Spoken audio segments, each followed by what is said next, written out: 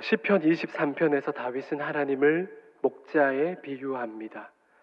시편 23편이 우리에게 위로와 힘이 되어주는 것은 다윗이 어떤 목자 한 사람을 두고 멀찌감치 떨어져서 그 모습을 관찰하고서 쓴 시가 아니기 때문이지요. 다윗 자신이 목자라서 생활을 해보았고 바로 그 경험을 통해서 주어진 묵상을 시로 잘 옮겨내었기 때문일 겁니다. 다윗 자신의 경험을 토대로 양에게 있어서 목자는 어떤 존재인지를 그렇게 자신과 하나님의 관계를 양과 목자로 비유해냈지요. 우리가 다윗이라고 하는 이름을 들으면 우리에게 너무나 익숙해서 마치 연결된 것처럼 곧장 직진해버리게 되는 이야기가 있지요.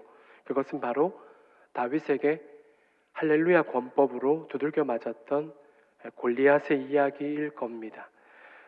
할렐루야 권법이라는 건 다름이 아니라 만군의 여호와 우리 하나님이 구원이시다라며 블레셋의 거인 장수 골리앗으로 하여금 그 앞으로 나아갈 때에 다윗이 두려워하지 않았지요. 그 이야기를 하는 겁니다. 다윗은 구원의 이름 여호와 하나님의 이름을 높이며 자기 몸집의 서너 배 됨직한 적장에게로 나아갔습니다. 그렇게 적장 골리앗에게 나아갈 때 다윗에게는 다음과 같은 통찰이 있었는데요. 이것은 다윗의 간증 가운데 하나입니다. 집에서 기르는 양들을 돌볼 때에 다윗은 이렇게까지 했었다라고 스스로 고백했었습니다. 사자나 곰이 양떼에 달려들어서 한 마리라도 물어가면 저는 곧바로 뒤쫓아가서 그놈을 쳐 죽이고 그 입에서 양을 꺼내 살려내곤 했습니다. 사나운 짐승들이 제게 덤벼들면 저는 그 턱수염을 붙잡고 때려 죽였습니다. 이렇게 말이지요. 함께 사무엘상 17장 34절과 35절 말씀을 읽어보면 좋겠습니다. 다윗이 사울에게 말하되 주의 종이 아버지의 양을 지킬 때에 사자나 곰이 와서 양떼에서 새끼를 물어가면 내가 따라가서 그것을 치고 그 입에서 새끼를 건져내었고 그것이 일어나 나를 해하고자 하면 내가 그 수염을 잡고 그것을 쳐 죽였나이다. 사자도 죽이고 곰도 죽였다는 겁니다. 양들을 돌보면서 자기 양을 지키는 그 일에 자기 몸을 던진 것이지요. 그러나 보십시오. 자신이 용맹했기 때문이라고 말하지 않습니다. 사무엘상 17장 37절 말씀에서 다윗은 다음과 같이 고백했습니다. 또 다윗이 이르되 여호와께서 나를 사자의 발톱과 곰의 발톱에서 건져내셨은즉 나를 이 블레셋 사람의 손에서도 건져내시리이다. 무슨 말인가요? 그렇게 할 수 있었던 데에는 하나님이 함께 하셨기 때문이라는 겁니다. 이게 다 하나님 덕분이었다라고 씩씩하게 말하는 다윗이었지요.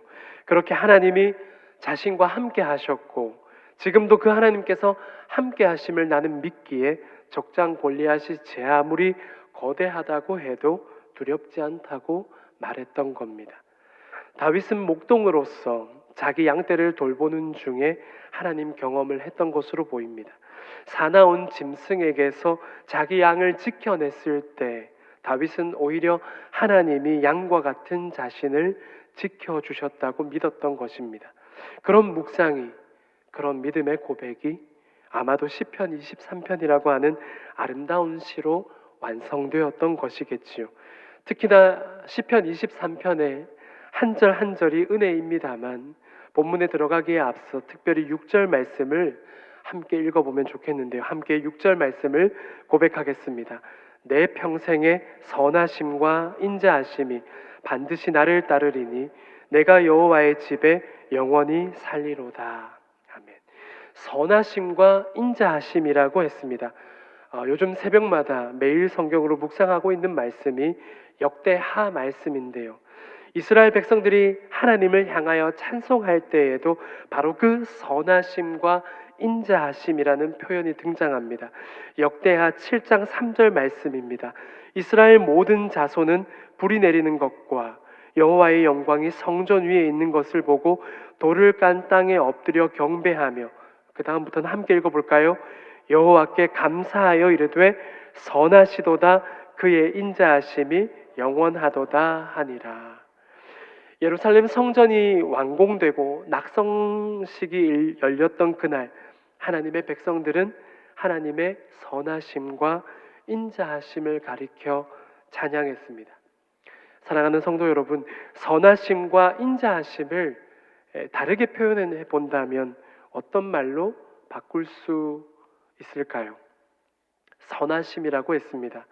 하나님은 선하십니다. 그 선하심은 항상 옳은 데를 향하고 계시지요. 하나님은 언제나 옳습니다. 옳고 그름 가운데 우리를 옳은 길로, 그런데 옳은 길이라는 것은 어떻습니까? 악으로부터는 멀고 선을 향하고 있지요. 옳은 길은 곧 선한 길입니다. 그러니 하나님의 선하심은 공의라는 말로 바꿀 수 있겠습니다. 그렇다면 인자하심은 어떤 말로 바꾸면 좋을까요?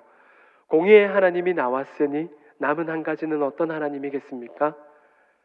그렇습니다. 사랑의 하나님이시지요. 인자하심은 사랑에서 출발됩니다. 그리고 인자하심은 자애로움, 곧 위에서부터 아래로 향하는 사랑을 나타낼 때에 사용되는 표현이지요. 부모를 향한 그의 자식이 보여주는 사랑을 가리켜 인자하다거나 자애롭다는 표현을 쓰지 않지요. 어울리지 않는 표현입니다. 부모가 자식에게 줄 수 있는 사랑, 먼저 된 사람이 나중된 사람에게, 스승이 그의 제자에게, 어른이 어린이를 향할 때의 사랑이 바로 인자입니다. 인자하신 하나님은 그래서 다르게 말해서 사랑의 하나님인 겁니다. 실로 그렇지요. 하나님은 사랑으로 우리를 품에 안으시고 사랑으로 십자가를 끌어안으셨으며 사랑으로 죄 존재인 우리를 용납하셨습니다. 내 평생의 선하심과 인자하심이 반드시 나를 따르리니 내가 여호와의 집에 영원히 살리로다. 다윗이 시편 23편의 마지막에서 노래한 바로 그 선하심과 인자하심은 하나님의 공의와 사랑을 노래합니다. 여호와는 나의 목자시니 내게 부족함이 없으리로다. 그렇게 노래하고 있는 다윗이 믿는 구석, 그것은 바로 목자로서 우리 하나님은 모름지기 공의와 사랑으로 함께 하시는 존재이시기에 부족할 틈이 있을 수가 없는 겁니다. 공의와 사랑으로 우리 가운데 함께 하시는 주님을 알며 그에게서 떠나지 않고 영원히 주님 집에 거하겠다고 다윗은 노래했습니다. 영원히 거하겠다는 다윗의 고백에서 짐작해보게 되는 하나님이라는 실존은 무엇입니까? 영원하시다는 거겠지요. 우리의 하나님이 영원하신 하나님이라서 다윗은 영원하신 하나님으로부터 벗어나지 않고 나도 영원히 거하겠다고 노래했습니다.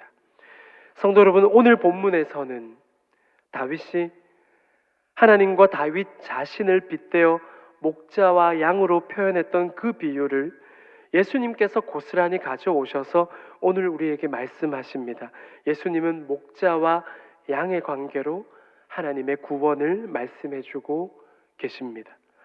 본문 중에서 요한복음 10장 14절과 15절 말씀을 함께 읽고 말씀을 이어가면 좋겠습니다. 함께 읽겠습니다. 나는 선한 목자라. 나는 내 양을 알고 나를 아는 것이 아버지께서 나를 아시고 내가 아버지를 아는 것 같으니 나는 양을 위하여 목숨을 버리노라. 아멘. 양들 곁에는 항상 목자가 함께합니다. 그것이 양에게 있어서 가장 큰 든든함일 테지요. 한번 생각해 볼까요? 양들과 목자의 하루가 시작되었습니다. 목자가 우리에서 양들을 우리 밖으로 불러냅니다. 양들은 목자의 음성에만 반응합니다. 목자가 앞서가면 양들은 목자의 음성을 듣고 목자를 따라 길을 나섭니다. 목자는 양들이 뛰어놀 수도 있고 풀을 뜯을 수 있는 좋은 곳으로, 풀이 가득한 곳으로 양들을 안내합니다. 목자가 아닌 다른 낯선 사람의 음성은 알지 못하기 때문에 낯선 사람이 나타나면 오히려 양들은 도망하지요. 4절과 5절 말씀이 그 내용입니다. 자기 양을 다 내놓은 후에 앞서가면 양들이 그의 음성을 아는 고로 따라오되 타인의 음성은 알지 못하는 고로 타인을 따르지 아니하고 도리어 도망하느니라. 범죄 예방 교육으로 어린이집에서 아이들에게 구령을 가르쳐 줍니다. 안 돼요, 싫어요, 도와주세요. 오래전에는 낯선 사람으로 한정했는데 지금은 아는 사람이라고 하더라도 그렇습니다. 더 강화되었습니다. 그만큼 긴장하며 살아갈 사회라고 가르쳐야 된다는 게 참 안타깝지요. 예방 교육이 있었던 날로부터 아이들은 집으로 돌아와서 마치 놀이를 하듯이 입에 이게 익어버려서 계속 반복하면서 우렁차게 외치는 겁니다. 안 돼요, 싫어요, 도와주세요. 그런데 그걸 엉뚱하게 써버리기도 하지요. 얘들아 그만 놀고 밥 먹자. 안 돼요, 싫어요, 도와주세요. 얘들아 오늘 땀을 너무 많이 흘려서 이제 씻으러 들어와라. 안 돼요, 싫어요, 도와주세요. 성도 여러분, 순둥한 얼굴을 하고 쳐다보고 있는 아들 녀석과 이걸 연습을 해보는 겁니다. 자, 모르는 사람이 와서 맛있는 거 사준다고 하면서 같이 가자고 하면 어떻게 해야 되는 걸까? 그러면서 실전 연습이랍시고 대사를 날립니다. 아이고 귀엽게 잘생겼네. 아저씨가 이 동네 길을 잘 모르는데 아저씨 길 좀 알려줄래? 너 어떤 과자 좋아하냐? 아저씨가 사줄게. 본래의 대답은 무엇입니까? 그렇습니다. 안 돼요, 싫어요, 도와주세요. 그걸 해야 하는데 저희 아이는 저는 프링글스 감자칩 좋아해. 이러면서 손을 잡는 겁니다. 실제로는 정말 그렇게 되면 안 되겠지요. 목자의 음성에만 반응하는 양들, 그처럼 우리도 우리 삶을 주관하시는 주님의 음성에만 반응해야 하겠지요. 그런데 꼭 선생님이 말씀하실 때 한눈 파는 학생이 있지요. 마찬가지로 목자의 음성에 집중 안 하는 멀리 한눈 파는 양이 있는 법입니다. 무리를 이탈하는 양이 생깁니다. 그럴 때 목자는 어떻게 합니까? 우리가 잘 아는 잃어버린 한 마리의 양을 찾아 나서는 목자의 이야기, 예수님은 그 이야기도 해주셨습니다. 잘 알고 있는 우리 주님께서 들려주신 우리에게 익숙한 예화입니다. 그래도 함께 읽어보면 좋겠는데요. 누가복음 15장 4절 말씀입니다. 함께 읽겠습니다. 너희 중에 어떤 사람이 양 100마리가 있는데 그 중에 하나를 잃으면 99마리를 들에 두고 그 잃은 것을 찾아내기까지 찾아다니지 아니하겠느냐. 성도 여러분, 제가 청소년부를 담당하던 시절에 이 본문으로 설교 중이던 제게 질문을 걸어온 학생이 있었습니다. 아마도 그 학생은 자신이 던진 그 질문 앞에 제가 아마도 당황할 거라고 생각했던 모양이었습니다. 질문은 이랬습니다.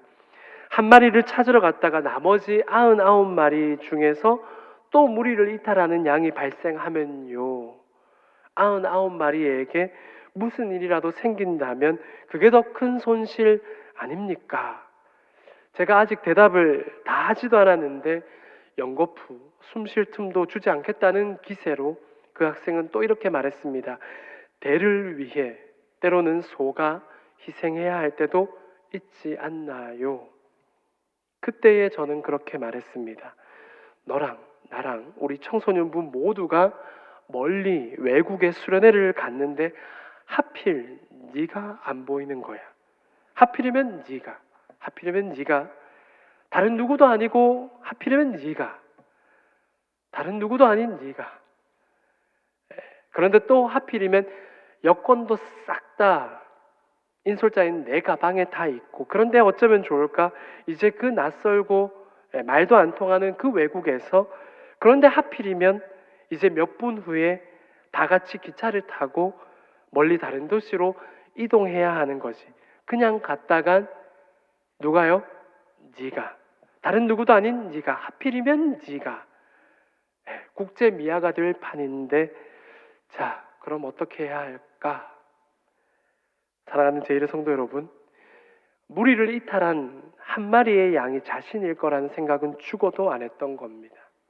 무리를 이탈해 겁을 먹은 그 한 마리의 양, 내가 그 운명에 처했다고 가정해 본다면 그렇게 질문 안 했겠지요. 그 모두를 위해서 내가 국자의 미아가 되는 그 희생 감수해야 된다라고 그 학생의 논리대로면 그렇게 해야 하는데 그날 그 학생은 아무 말도 못했습니다. 예수님께서 무리를 이탈한 한 마리의 양을 찾아 나서는 목자의 이야기를 하신 것은 그가 비록 적은 숫자 1이라고 하더라도 그걸 말씀하시는 데에 방점을 찍고 계시는 것이요. 99에 비하면 하찮은 1입니다. 그러나 우리 주님은 그 한 마리를 100분의 1로 여기신 게 아니라 1분의 1, 귀한 하나, 소중한 하나, 99에 비하면 초라하기 짝이 없는 하나로 여기신 게 아니라 똑같이 귀한 목숨으로 여기시는 목자요 우리의 하나님이신 겁니다. 한 영혼을 하찮은 일로 보지 않는 하나님. 이 지구상에 존재하는 죄인이 딱 한 사람이었어도, 딱 한 사람이었다고 해도 말입니다. 그 한 사람을 위해 기꺼이 십자가에 오르실 수 있는, 그렇게 오르셔서 죽으실 수 있는 하나님의 사랑을 말씀하시는 것이요. 세상은 1보다 99에 하나보다는 99에 더 큰 숫자에 열광하며 매력을 느낍니다. 제가 경남 사천에 있는 공군기지교회에서 교육전도사로 첫 사역을 시작했을 때였습니다. 주일 저녁 예배를 마치고 나면 그때는 저녁 예배가 있었지요. 주일 저녁 예배를 마치고 나면 정말 달리기도 느린 제가 달리기 얼마나 늘었냐면 1조로 달려서 2조에서 1등 하는 아이였거든요. 그러나 진짜 모든 걸 다 싸질머지고 열심히 교회 밖으로 나서서 사천 시외버스 터미널로 가면 이미 차가 끊기고 없는 거죠. 그렇게 대구로 가는 버스가 끊겨버려서 군종병들과 교회 사무실에 이불을 펴놓고 잤었는데요.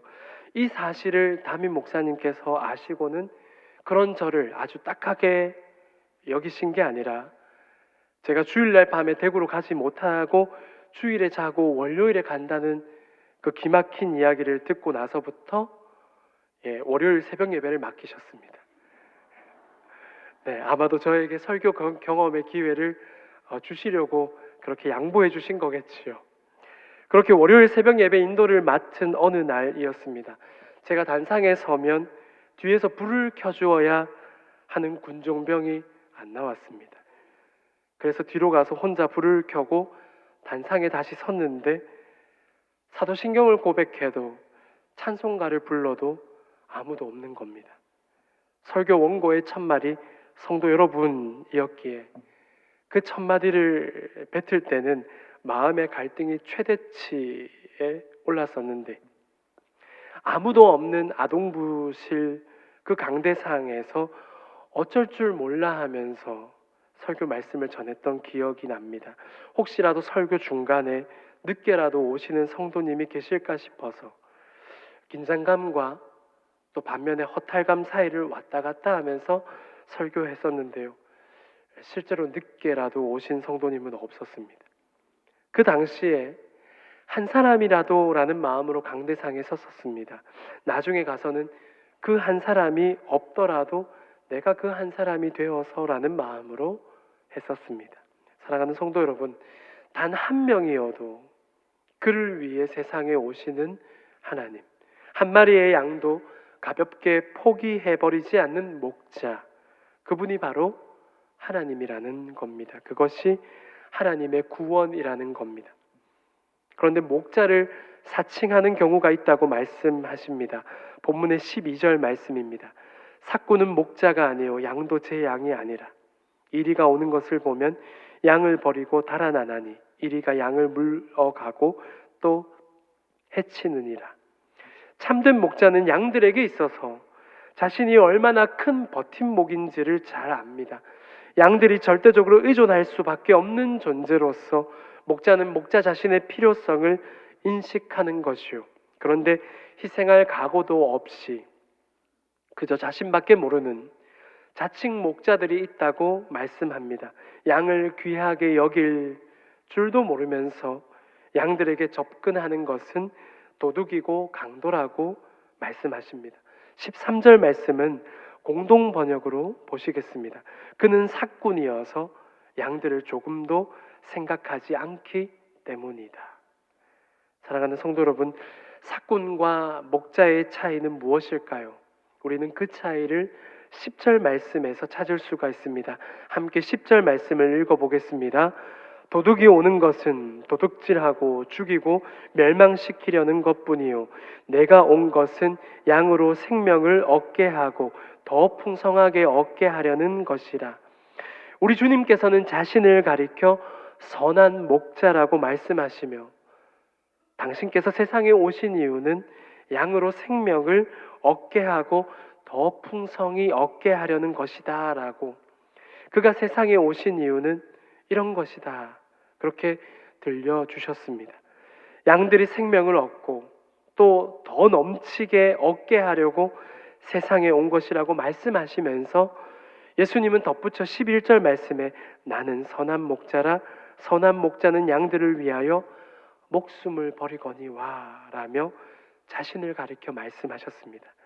선한 목자로서의 용맹함을 이야기하시는 게 아니라 사실은 희생을 말씀하고 계시는 예수님이셨습니다.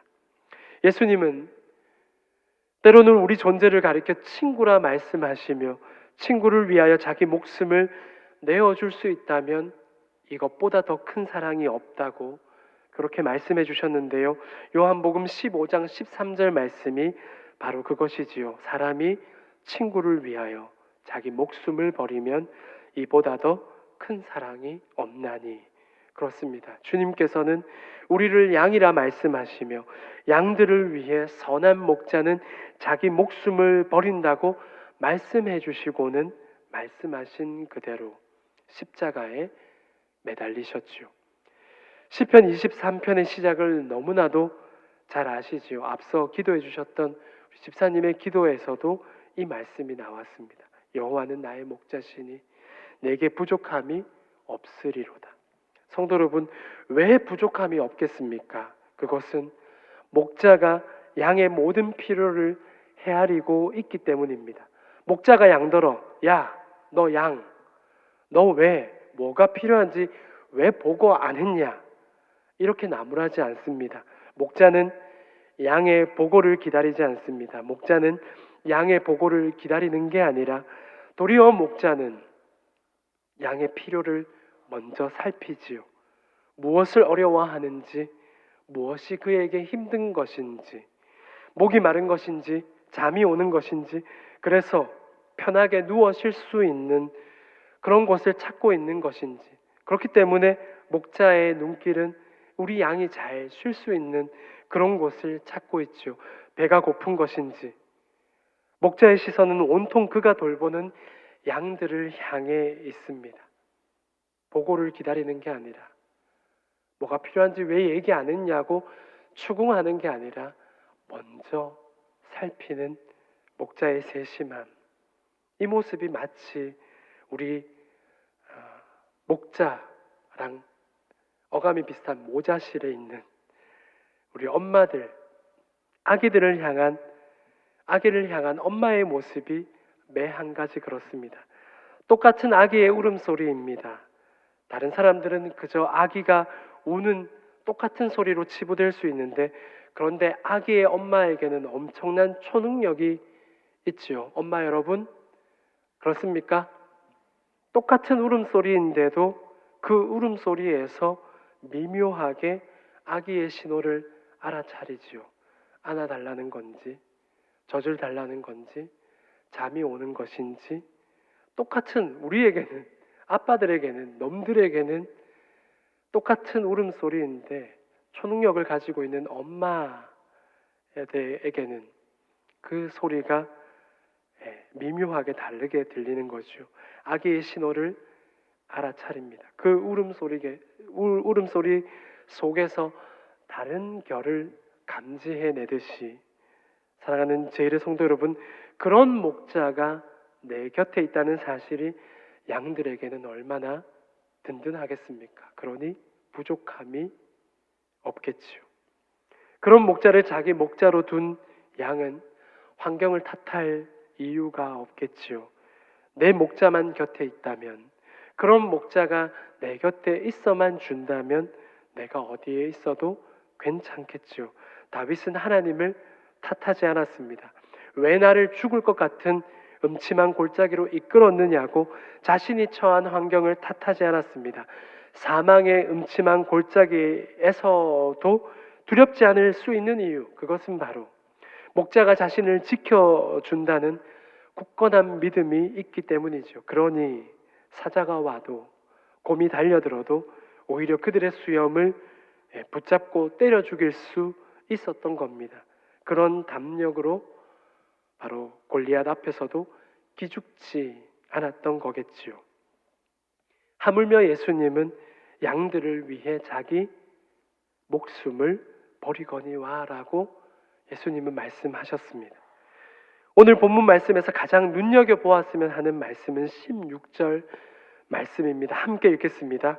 또 이 우리에 들지 아니한 다른 양들이 내게 있어 내가 인도해야 할 터이니 그들도 내 음성을 듣고 한 무리가 되어 한 목자에게 있으리라. 아멘. 복음서에는 예수님을 죽이려고 했던, 그래서 늘 예수님을 곤란케 만들려고 했었고 예수님을 시험하려고 했었던 당시 유대 사회의 상위층 종교 지도자, 기득권을 쥔 자들이 있었습니다. 예수님은 그들마저도 품으셔야 했습니다. 혼쭐을 내줄 대상이 아니라 그들에게도 복음은 엄연히 선포되어야 했습니다. 나에게는 이 우리에 속하지 않은 다른 양들이 있다. 나는 그 양들도 이끌어 와야 한다. 나에게는 이 우리에 속하지 않은 다른 양들이 있다. 나는 그 양들도 이끌어 와야 한다. 예수님이 하신 말씀은 많은 것들을 생각하게 합니다. 목자는 양에게서 조건을 찾지 않는다는 겁니다. 훌륭한 양 혹은 그렇지 못한 양에 대한 구분이 없습니다. 그 모든 양들은 참된 목자의 선한 손길과 음성이 필요하다는 겁니다. 손이 혹여 많이 가더라도, 목자인 내가 조금 더 수고스럽더라도, 그래도 목자는 양의 연약함을, 변덕스러움을 불편해하는 게 아니라 그 모든 걸 감수하고 그 모든 변덕과 그 모든 연약함을 용납한다는 것이요. 심지어 목자 자신을 향해 당신은 내 목자가 아니야 라고 목자 자신을 거부하더라도 그렇다는 겁니다. 용납한다는 겁니다. 선한 목자는 그렇다는 겁니다. 그 하나님의 붙드심, 기어코 하나님 그 품에서 이탈해버리고 말 안 듣고 엉뚱한 곳에 있더라도 기필코 찾아내서 자기 품으로 이끌어 오는 하나님, 그 하나님의 인격을 믿는 저와 여러분, 대구제일의 성도 모두가 되시기를 주님의 이름으로 축원합니다. 기도하겠습니다. 양의 됨됨이를 따지시지 않는 하나님, 오히려 목자로서의 그 됨됨이는 내가 다 갖추고 그 가운데 내가 함께 하겠다, 얼만큼 내 목숨을 내어줄 만큼 나는 그런 각오로 이 세상에 왔다며 우리 모두와 주님 당신을 가리켜 양과 목자의 관계로 하나님의 구원을 말씀해 주신 하나님의 그 은혜를 오늘도 마음에 새기고 그 하나님을 든든히 붙들며 이번 한 주도 살아가게 하여 주옵소서. 예수님의 이름으로 기도드립니다. 아멘.